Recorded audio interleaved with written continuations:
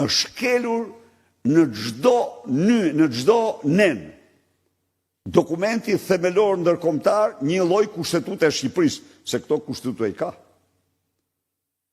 Po unë mora sot t'u paraqes dokumentin ndërkombëtar të detyrueshëm për gjitha vendet.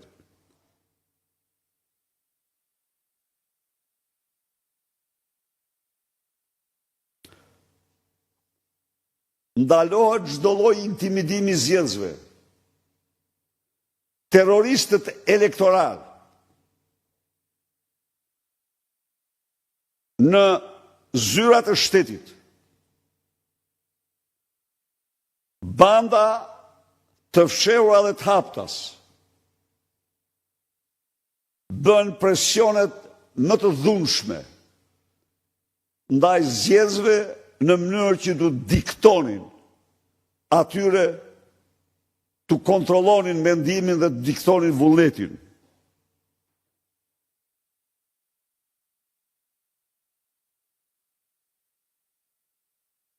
Garanton, se është shumë interesant, dhe kjo është për mediat, Neni 7.8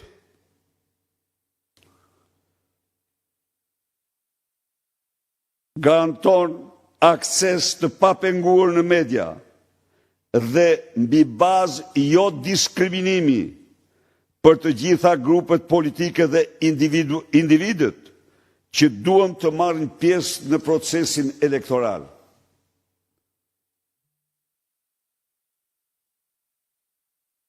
Çfarë ndodh në Shqipëri? Unë e kam deklaruar shumë kohë përpara.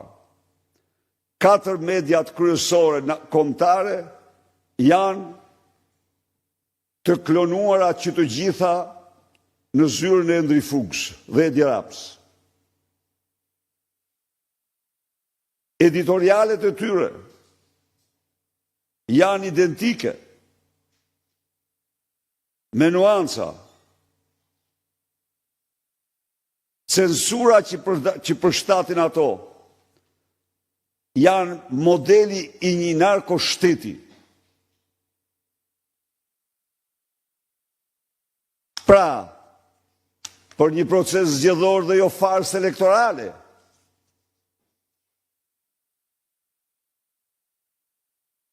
Duhet ketë shanset barabarta në aksesin në media. Siç e shihni, të gjitha parimet themelore ndërkombëtare janë dhunuar në mënyrë të pamëshirë. Partia Demokratike disponon qindra dhe mijëra dokumenta.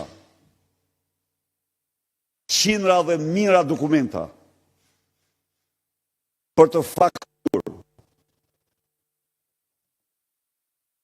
farsën e turpshme të 11 majit që zhvilloi Edi Rama, duke shkelur nen për nen dokumentin e Kopenhagenit për të drejtat e njeriut dhe zgjedhjet e lira.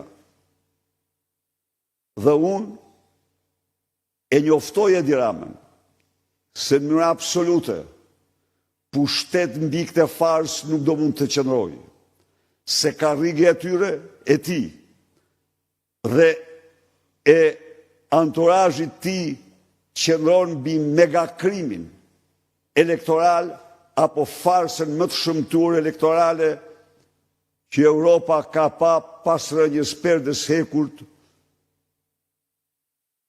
në ndonjë vend si Shqipëria. Këto ishin gjykova të paraqes para shqiptarëve. Direktivet, parimet ndërkombëtare të zgjedhjeve të lira, të cilat u shkelen një për një dhe të cilat për çdo njeri që beson tek liria dhe dinjiteti njerëzor, se gjithçka ka të bëjë me dinjitetin. 11 maj ishte një farsë më e turpshmja në historinë e qytetarëve shqiptar 11 maj dëshmoi shqiptarëve se me Edi Ramën në qeveri nuk ka kur zgjedhje të lira. Dhe se është në detyrën e tyre, në guximin e tyre, në dignitetin e tyre të mbrojnë, të ngrihen me të gjithë forcë për të votuar si qytetar të lirë në një vend si Shqipëria. Faleminderit.